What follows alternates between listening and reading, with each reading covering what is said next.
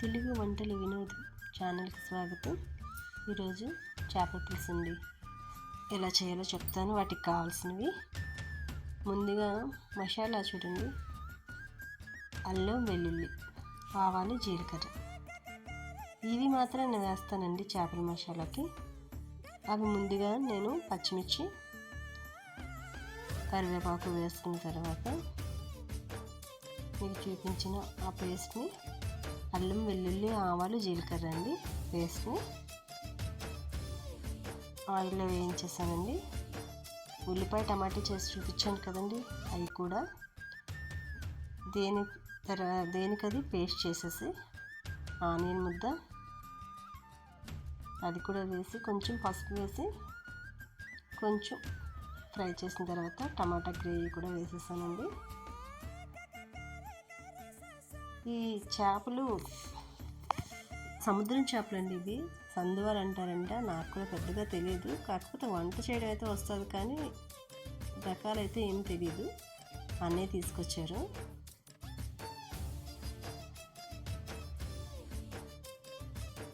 ఇది బాగా కొంచెం ఆయిల్ పైకి వచ్చినంత వరకు గ్రేవీ మాత్రం బాగా, అంటే ఆ పేస్ట్ అనేది ఏంటంటే పచ్చివాసన అంటూ ఉండకూడదండి.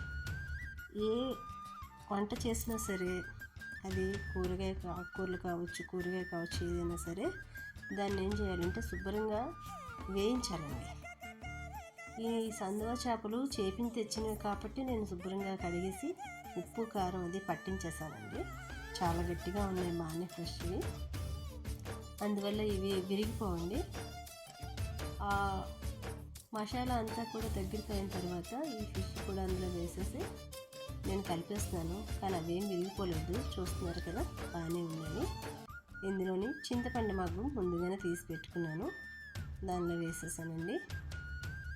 ఇప్పుడు వాటిని కదపకుండా ఒక్క నిమిషం కడాయితోటి కొంచెం ఇలా మెదిపితే మొత్తం కిందికి అంతా జారుకొని అంతా సర్దుకుంటుందండి గ్రేవీ అంతా.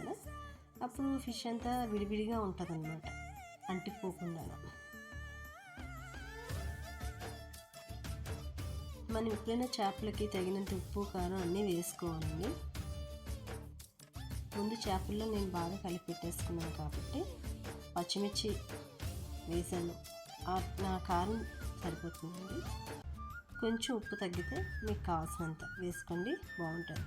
మరీ ఎక్కువ పులుసులా పెట్టేసుకుంటే దాని టేస్ట్ ఉండదండి. ఎప్పుడైనా కొన్ని చేపలకి దగ్గరగా పెట్టుకోవాలి, కొన్నిటికి పల్చగా పెట్టుకోవాలండి. ఎందుకంటే వాటి టేస్ట్ అనేది ఆ పులుసుకి మాత్రమే పడుతుంది కాబట్టి.